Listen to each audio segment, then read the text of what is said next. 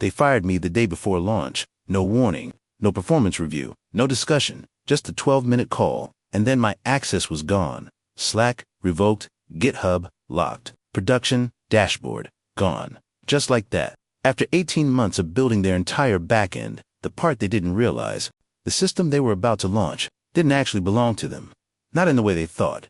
I didn't argue on that call, didn't ask questions, didn't try to defend myself. Because the moment he said we're moving in a different direction, I already knew what they didn't. They had no idea how their own system worked. Not really. They understood the surface, the dashboards, the metrics, the investor demos, but the core, the part that handled load balancing, failover, and real-time processing, that was never documented properly, never handed off, never fully transferred, because they never asked, and I never offered. My name is Ethan. I was the first engineer they hired, back when this wasn't even a company yet. Just an idea, a pitch deck, and a shared workspace with bad Wi-Fi. Ryan was the one who brought me in. Founder, CEO, great at talking, great at selling, not great at building. That's where I came in. I built the infrastructure from scratch. Every service, every dependency, every fallback system that kept things from breaking when traffic spiked. At first, it was simple. We were small. Things moved fast. No one cared about process. Just results, and I delivered every time. When something broke, I fixed it. When something didn't scale, I rewrote it. When something was missing, I built it. Quietly, consistently, without needing to explain it to anyone, because no one asked. And over time, that became the system. Not just something I worked on. Something everything else depended on. By the time we got funding, it was already too late to separate it. Too many services connected. Too many assumptions built on top of it. Too many things that only made sense if you knew where they came from. And I did. I knew every part of it. Every shortcut, every hidden dependency. Every place where things would fail. If one piece disappeared, they thought they were firing an engineer. What they actually did was remove the only person holding everything together, and they did it. One day before launch, back then, there was no system, just a rough idea and a deadline no one really understood. Ryan had the pitch, a platform that could handle high-volume transactions in real time. Fast, scalable, investor-ready, that was the word he liked to use, but there was nothing behind it. No backend, no infrastructure, no way to actually deliver what he was promising. That's when he brought me in. Not as a contractor, not as support. As the first engineer, the one who would turn everything he said into something real. I didn't think much about titles, or ownership, or long-term control. I just saw a problem that needed to be built. So I started from zero. Cloud setup, service architecture, core processing pipeline. I designed everything to handle load we didn't even have yet, because I knew if we got it wrong early, we wouldn't survive growth. There was no team, no code base, no legacy to work around, which meant one thing. Every decision was mine. I chose how services communicated, how data moved, how failures were handled, what happened when things went wrong, and more importantly, how to recover without anyone noticing. That part mattered, because Ryan wasn't selling technology, he was selling confidence. And confidence breaks the moment something fails in public. So I built the system to hide failure, breach, fallbacks, redundancies, layers most people never see, but depend on every second. At first, it was just for stability. Then it became something else. Control. Not in a way I thought about consciously, just by design. Because when you build every layer, you understand how every layer connects. And when you understand that, you don't just run the system, you become the system. Ryan didn't question any of it. He didn't need to. As long as the demo worked, as long as the metrics looked good, as long as investors nodded during presentations, that was enough. And I made sure it always worked. Every demo, every meeting, every time he needed something to look flawless, it was. Because behind the scenes, I was adjusting things constantly, fixing edge cases before they became problems, scaling pieces no one knew existed, keeping everything stable, without ever needing to explain how. That became the pattern. He presented, I built, he sold, I stabilized, and over time, that gap started to grow, not in workload, in understanding. Because, while the company scaled, the knowledge didn't. The system got bigger, more complex, more dependent, but only one person actually knew how it held together, and that person was the one they decided to remove. At the beginning, it actually felt like a partnership. Not equal, but aligned. Ryan handled everything on the outside. Investors, pitch decks, strategy. He knew how to talk, how to simplify things just enough to make them sound bigger than they were. And for a while, that worked for both of us, because I was focused on the inside. The system, the part no one else could see, the part that actually made everything real. Ryan would come to me before every major meeting. Not for approval, for understanding. He'd ask questions, not deep technical ones, but enough to build a story around what I was building. How does it scale? What happens if traffic spikes? Can we say this is real time? And I would explain it, step by step. How requests move through the system, where bottlenecks could happen. What I had already solved, but I was still optimizing. Then he'd take that and turn it into something investors could believe in. Clean, confident, simple. We've built a scalable, real-time infrastructure designed for high-volume growth. That was his version. Not wrong, just incomplete. But at the time, I didn't think about that. I didn't think about how information was being translated or who it was being attached to. I just assumed we were building the same thing from different angles. That was the trust, not something we talked about, just something that existed. He trusted me to make it work. I trusted him to represent it accurately. And for a while, that balance held. We moved fast. Decisions were quick. No long approvals. No layers of management. If something needed to be built, I built it. If something needed to be shown, he showed it. And every time it worked, that trust got stronger. Because success reinforces alignment. Even when the foundation isn't fully understood, over time, that trust turned into something else. Dependence, not just on the system, on me, but it wasn't obvious. Not at first, because from Ryan's perspective, everything was under control. The demos worked. The platform didn't crash. The numbers kept improving, which meant the system was solid, which meant the process was working, which meant he didn't need to look deeper. And that's where the gap started. Small at first, just a difference in how much we each understood, but it kept growing because every new feature, every new service, every new layer added to the system made that gap wider. He knew what it did. I knew how it worked. And those are not the same thing. Eventually, that difference stops being harmless. It becomes a blind spot, the kind you don't notice until everything depends on it. And by then, it's already too late to fix. The shift didn't happen all at once. It never does. At first, it just felt like growth. More people, more structure, more meetings. We closed our first serious round of funding, and everything changed after that. Not the system. It kept evolving the same way it always had, but the company around it started to look different. Ryan became someone else, not completely, just enough to notice. He was still confident, still sharp. But now he was always in a room I wasn't in.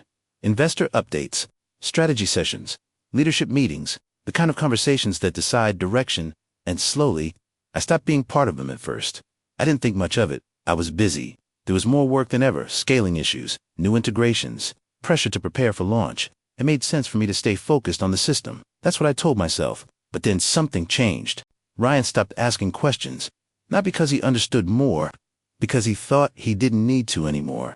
He already had the story. He already knew how to present it. From his perspective, the system was stable, predictable, ready. That's what he told investors. That's what he told the team. And because nothing was visibly breaking, no one challenged that, including me. Instead, I kept building, kept optimizing, kept adding layers that made everything more efficient, more resilient, more dependent. But the more I improved it, the less visible I became, because the system stopped needing explanation. It just worked. And when something just works, people stop asking who made it work. Around that time, new engineers joined. Smart people, capable, but they weren't there at the beginning. They didn't see how things were built. They saw the current version, not the decisions behind it. They relied on documentation, on summaries, on what Ryan told them, and that version was simplified, clean, easy to understand, but missing everything that actually mattered. The deeper logic, the edge cases, the parts that held everything together under pressure. They didn't question it, because from the outside, there was no reason to. The system performed, metrics looked good, nothing failed publicly, which meant everything was fine. That's how it looked. But underneath, it was getting more fragile. Not because it was poorly built, because it was misunderstood. Every new layer added on top of something not fully understood creates risk, and no one was tracking that, except me. But by then, my role had already started to change, not officially, not in title, but in how I was treated, less included, less consulted, more expected to keep things running, without needing to be part of anything else. That's when I realized something was off. Not with the system, with where I stood in it. And by the time I fully understood what that meant, they were already preparing to move forward without me. It didn't start with a conversation. There was no meeting where someone said my role was changing. No announcement, no explanation, just small adjustments that didn't seem important at first. Access requests that took longer to get approved. Invites to meetings that stopped showing up. Conversations that used to include me, happening without me. At first I assumed it was temporary. Everyone was busy. We were getting close to launch. Things were moving fast. It made sense that communication would break down a little. That's what I told myself. But then the pattern became clear. It wasn't random. It was consistent, deliberate. Ryan started positioning the system differently. Not technically, narratively. In meetings, he simplified things more than before. Removed details that didn't matter to the room, but also removed context that connected the work back to me. Not aggressively, not obviously, just enough to shift perception. The team built this. We've been working on this for months. Engineering has this under control. Always never specific, never traceable, and because no one challenged it, that version became the default. New hires picked it up immediately. They didn't ask who built what. They just followed the structure they were given. And in that structure, I wasn't central anymore. I was background, the person who knew the system, the one you go to when something breaks, not the one who defined how it worked. That distinction matters, because once you're seen as support, you stop being seen as ownership, even if you built everything. I noticed it in small ways. Engineers asking Ryan for decisions I used to make, features being scoped without my input, changes being discussed after they were already decided. Still, I stayed quiet. Not because I didn't see it, because I didn't think it would go as far as it did. I thought at some point, the gap between perception and reality would become obvious, that someone would realize the system wasn't something you could just hand off, that it depended on knowledge that wasn't written down, that it required context no one else had. But that moment never came, because from the outside, everything still worked. The platform didn't fail. The metrics kept improving. Investors stayed confident, which meant there was no pressure to look deeper, no reason to question anything, and when there's no pressure, people assume everything is fine. That assumption is what made it possible, because while they were moving forward, confident in a system they didn't fully understand, I was watching something else happen. The distance between me and the company wasn't just growing, it was being created, one decision at a time, until eventually, there was a version of the company where I didn't belong anymore. And by then, it wasn't a mistake. It was the plan. Once you start paying attention, the signals aren't subtle anymore. They're everywhere. You just need to stop ignoring them. After the disconnect became obvious, I stopped assuming things were temporary. I started looking at patterns, access levels, permissions, who could touch what, and more importantly, who was being given control over parts of the system they didn't build. At first, it looked like delegation. Ryan bringing in new engineers, giving them ownership of certain services. That made sense. We were growing. One person can't manage everything, but the way it was happening didn't add up.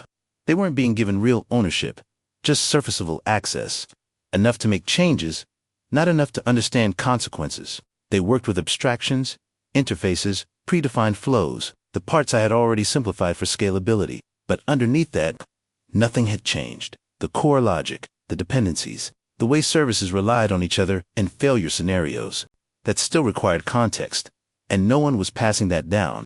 I checked internal documentation. What existed was clean, structured, easy to read, but incomplete. Critical pieces were missing, not by accident, because they were never written. They lived in decisions, in trade-offs made during late-night debugging sessions, in fixes that were never meant to be permanent, but became foundational. No one was asking about those, and Ryan wasn't bringing them up, because from his perspective, they didn't matter. Everything was working. That was enough. Then the access changes started. Gradual at first. Certain environments I used to control now required approval. Some services were moved under team ownership, which sounded right, but functionally it created distance between me and the system, between knowledge and control. I didn't push back, not yet, because I wanted to see how far it would go, what they actually thought they were replacing. That's when I noticed something else. They were preparing for launch, as if the system was already independent, as if it could run without me, as if everything critical had already been transferred. It hadn't, not even close. They had pieces, interfaces, tools to interact with the system, but not the understanding to maintain it under pressure. Not the ability to diagnose failure beyond what logs told them, and logs only show you what already went wrong. Not why it happened. That difference matters, especially at scale, especially under real traffic, and especially when there's no one left who knows how to trace it back. By that point, it was clear. This wasn't just growth, it wasn't just restructuring. They weren't preparing to include me, they were preparing to replace me. The only problem was, they didn't actually know what they were removing, and that's what made everything that followed inevitable. The call came late in the afternoon, no calendar invite, just a message from Ryan. Got a minute? That was it. No context, no urgency, just enough to make it feel casual. I joined the call expecting another quick update, maybe something about launch prep, final checks, last-minute fixes. Instead, it was Ryan and someone from HR. That's when I knew, not immediately, but enough to understand this wasn't about the system. This was about me. Ryan didn't waste time. "We've been evaluating team structure," he said. "We think it's time to move in a different direction." Clean, polished, pre-rehearsed, like everything else he presented. No mention of performance, no specific issue, just a decision that had already been made. I let him finish, waited to see if there was anything real behind it. There wasn't. HR stepped in. Standard language. Transition. Final paycheck. Access will be revoked immediately after this call. That part stood out. Immediately, not end of day, not after handoff. Right now, I asked one question. Who's taken over the backend? Ryan didn't hesitate. The team's got it covered. Of course they did. From his perspective, they did. Because everything he had seen, everything he had presented, worked. Why wouldn't it? He had never seen it fail. That was by design. I didn't argue. There was nothing to argue against. No accusation to defend, no feedback to respond to. Just a decision. Final, clean, irreversible. So, I said okay. That seemed to catch him off guard. Maybe he expected resistance, questions, pushback. I didn't give him any of that because by that point, I had already realized something more important. This wasn't about losing a job. It was about what they thought they no longer needed. And that assumption was wrong. The call ended just like that. No transition plan, no documentation request, no follow-up, just a clean cut. Then it happened. One by one, access points started disappearing. Slack logged me out. GitHub tokens expired. Cloud dashboard denied. Fast, efficient, like they had done this before, or planned it carefully. From the outside, it looked complete, like they had removed me entirely, like there was nothing left connecting me to the system. But that wasn't true, because what they removed was access, not control. And those are not the same thing. They thought they were securing the system. What they actually did was isolate themselves from the only person who understood it, and they did it less than 24 hours before launch. That timing wasn't just risky, it was fatal. The moment the call ended, everything went quiet. No notifications, no messages, no access. For the first time in 18 months, I wasn't connected to the system. Not through dashboards, not through logs, not through real-time metrics, just silence. Most people would panic in that moment, try to get back in, send emails, call someone, push for access. I didn't because I already knew something they didn't. Access is not the same as control. They had removed my credentials, not my architecture, not my decisions, not the way the system was built to function, and more importantly, not the dependencies that kept everything running. That's what I started thinking about, not what I lost, what still existed. The system wasn't a single service. It wasn't one deploy. It was layers, interconnected, built over time. Some parts were visible, APIs, dashboards, monitoring tools. That's what they interacted with. That's what they thought they controlled. But underneath that, there were things they never touched. Configuration layers, fallback logic, external dependencies tied to accounts they didn't manage, processes that didn't show up in their documentation, because those parts were never meant to be shared. Not intentionally, they just never asked. And I never explained. Not in full, because early on, it wasn't necessary. Things moved too fast. There wasn't time to document every decision, every workaround, every fix that became permanent. So those details stayed where they were created. In the system itself, and in my head. That's the difference. They knew how to operate the system. I knew how it behaved under pressure. They knew how to deploy it. I knew what would break first. They saw stability. I saw the conditions that made stability possible. That's what they removed when they removed me. Not just a person. Context, and without context, complex systems don't stay stable. They fail in ways that aren't obvious. Not immediately, but predictably. I didn't need to log in to see that. I already knew where the weak points were, because I had designed around them. Every fallback, every retry, every hidden dependency that kept things running when something else failed. And I knew exactly what would happen if those dependencies weren't maintained properly, or worse, if they were suddenly unavailable. That's when the shift happened. Not emotional, not reactive, just clear. They thought they were protecting the system. What they actually did was remove the only layer that made it reliable. And once that layer is gone, the system doesn't break all at once. It starts to drift, then degrade, then fail. And by the time anyone notices, it's already too late to fix.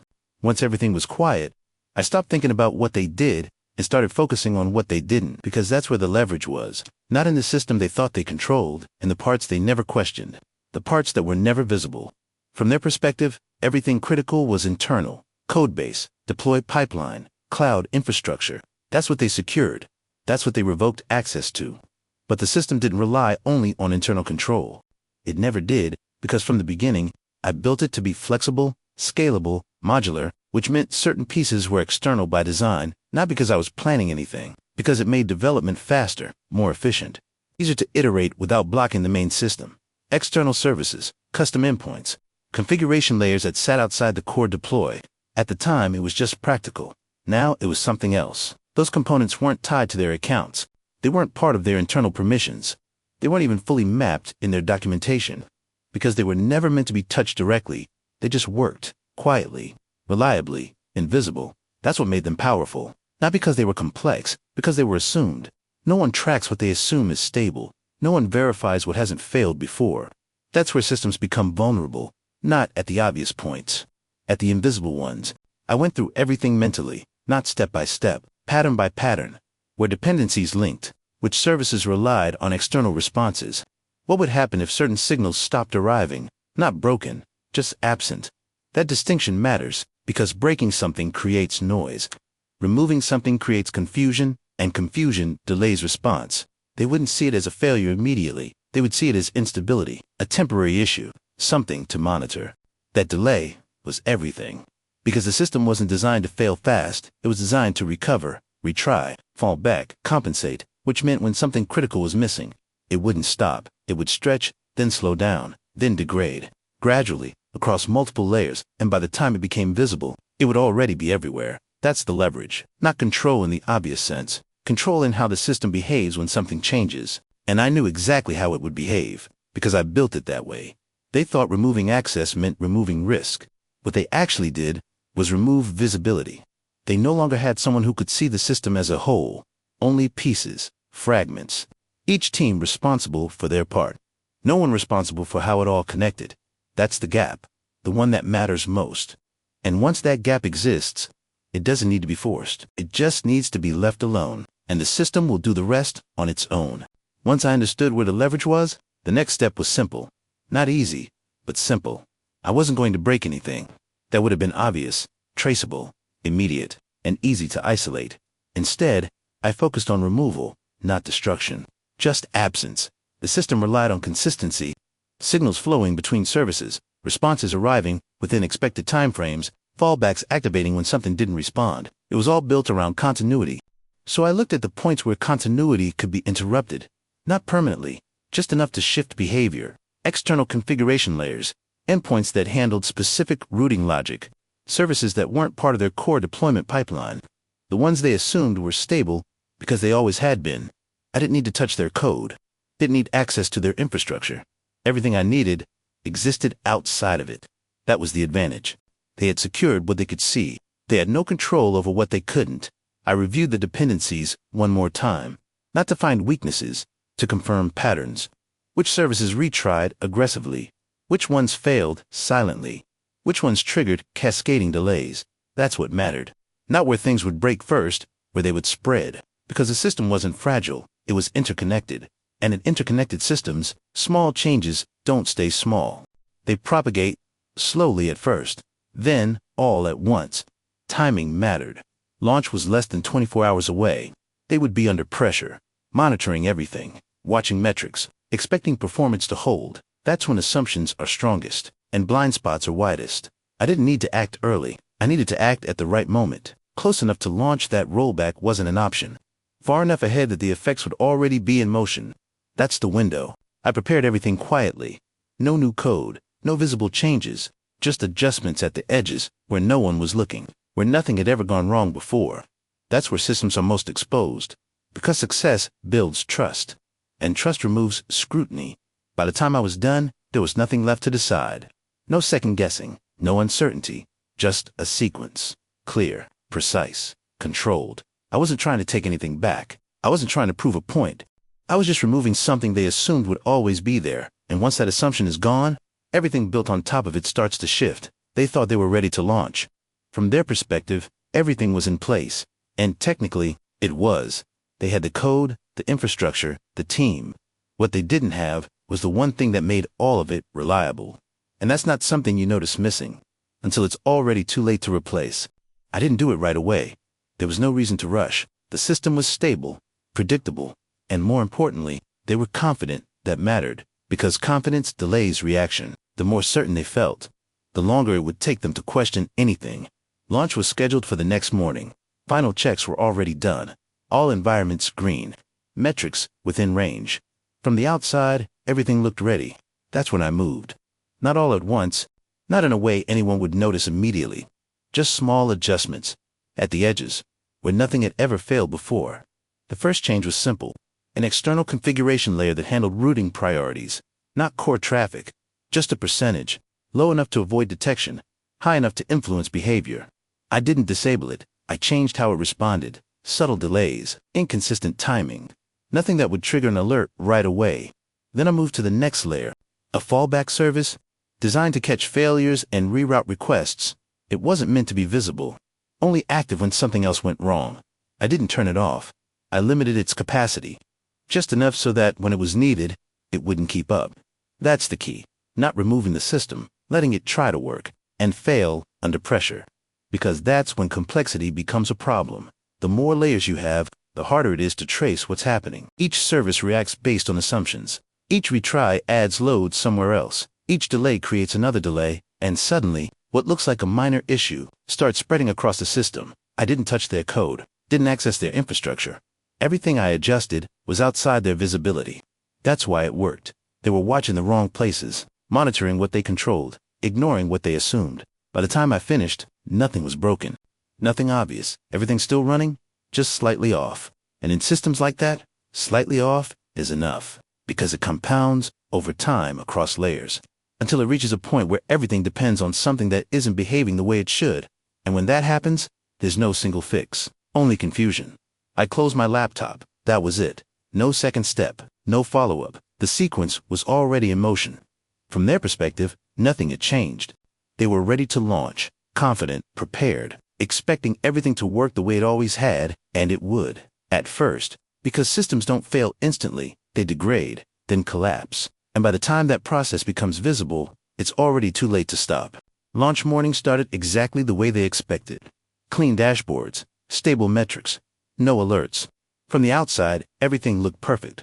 Ryan was in the office early, probably rehearsing the launch call, final investor update, press timing, all the things that matter when you think the system is ready. At first, nothing happened. Traffic started flowing in gradually, controlled, monitored, within expected limits. The system responded the way it always had, fast, reliable, exactly what they were counting on. That's how it begins. Not with failure, with confirmation. Everything working just enough to reinforce the assumption that it will keep working. Then the first delay appeared. Not a crash, not an error, just a slight increase in response time, small enough to ignore. Something you'd expect under initial load, the kind of thing teams note, but don't act on immediately. Then it happened again. A little longer this time. Requests taking slightly more time to process. Retries starting to trigger in the background. Still not visible. Still within acceptable thresholds. From their perspective, nothing was wrong. Just early stage variants, but underneath, the system had already started to shift. Routing inconsistencies began stacking. Fallbacks activated more often than expected. The limited capacity in those fallback paths started to show. Not as a failure, as delay, which triggered more retries, which increased load in places they weren't monitoring closely. That's how it spreads quietly across layers. No single point of failure, just multiple points under stress at the same time. By mid-morning, alerts started appearing. Nothing critical. Warnings, latency spikes, throughput inconsistencies, still manageable, still explainable. The team stayed calm. Because nothing had fully broken, not yet. Ryan continued with the launch call, confident, presenting metrics that still looked acceptable. Because at that moment, that's the part most people don't understand. A system can be failing while still appearing stable. For a while, then the delays became noticeable, not just in logs, in user experience, requests, timing out, responses coming back slower than expected. Intermittent issues that didn't follow a clear pattern. That's when confusion starts, because nothing points to a single cause. Each team sees a different symptom. API team sees latency, infrastructure sees increased load, front-end sees timeouts. No one sees the full picture, because no one understands how it all connects. And by the time they start asking the right questions, the system is already past the point where small fixes matter. The collapse doesn't announce itself. It builds, layer by layer, until everything is affected. And once it reaches that point, there's no stabilizing it quickly, only reacting and reacting. is always slower than what's already happening. By midday, the pattern was impossible to ignore. What started as minor delays had spread across the entire system, not evenly, not predictably, but everywhere. Some requests went through, others stalled. Some services responded instantly, others timed out without warning. There was no clear failure point, no single service to isolate, just instability across everything. That's when the tone changed. The calm disappeared. Engineers stopped treating it like normal launch variant. This wasn't load, this wasn't scaling. Something deeper was wrong. Logs were pulled, metrics rechecked. Teams started digging into their own services, each one looking for a cause they could control, each one finding nothing definitive. Because from their perspective, everything was configured correctly. Everything was deployed as expected. Nothing had changed. That was the problem. They were looking for a change, but what mattered was what was no longer there. Ryan was still on calls, trying to hold the narrative together, explaining delays, framing it as temporary instability, something they were actively resolving. He believed that, because from his view, there had to be an explanation. There had to be a fix. Systems don't just collapse without a reason. And he was right. There was a reason, just not one he could see. At some point, someone asked the question that mattered. Who owns the routing layer? Silence. Not because no one wanted to answer, because no one knew the service existed. It had always existed. It had always worked. But ownership, that wasn't clear. Another question. Who maintains fallback logic? More silence. Because fallback wasn't something they actively maintained. It was something they relied on, assumed, trusted, without understanding how it was built or what it depended on. That's when it started to surface, not as a realization, as a gap, a missing link between systems that no one could trace. Engineers began mapping dependencies manually, trying to reconstruct what connected to what triggered what. But they were doing it in real time, under pressure, with incomplete context. And every minute, the system drifted further from stability. Ryan's tone changed, less confident, more reactive. Questions started coming directly to him, from investors, from leadership. What's happening? When will it be fixed? He didn't have answers. Not real ones, because the answers required something he never had. Understanding, not of what the system did, but how it held together. And that difference was now exposed. Not in a report, not in a meeting in real time, in front of everyone. The system they claimed to control was no longer behaving in a way they could explain. And once that happens, control is just an illusion. Because without understanding, you're not fixing anything. You're just reacting. And reacting comes too late, every time. By early afternoon, the launch was no longer a launch. It was containment. Everything shifted from growth to damage control. New features were paused. Traffic routing was adjusted. Some endpoints were disabled entirely, not as a solution, as a way to slow the spread. But by then, the problem wasn't isolated anymore. It was embedded across services, across layers, across assumptions no one had questioned before. Investors started asking harder questions, not about performance, about reliability. Is the platform stable? Can you guarantee uptime? Do you understand the failure? Those aren't questions you answer with confidence. They require clarity, and clarity was gone. Ryan stayed on calls, moving from one conversation to another, trying to keep the narrative intact, trying to buy time. But time only matters if you know what you're fixing, and they didn't. Internally, the team split into groups, each one focused on a different part of the system. API, infrastructure monitoring, all working in parallel, all looking at different symptoms, no one seeing the full picture, because there was no single place where everything connected anymore. Not for them. They tried rollback, that didn't work, because the issue wasn't in the latest deployment. They tried scaling up resources, that made it worse. More capacity meant more retries. More retries meant more load in already unstable paths. They tried isolating services, but isolation doesn't help when dependencies are hidden. Every move they made created new problems somewhere else. That's what happens when a system is misunderstood. You fix what you can see and trigger what you can't. By late afternoon, the decision was made. The launch was officially delayed. Not announced publicly yet, but internally, it was clear. They couldn't stabilize the system in time, not without understanding what was actually wrong. And that understanding was missing completely. Ryan had stopped trying to explain. Now he was asking direct questions to anyone who might have context. Where is this coming from? What are we missing?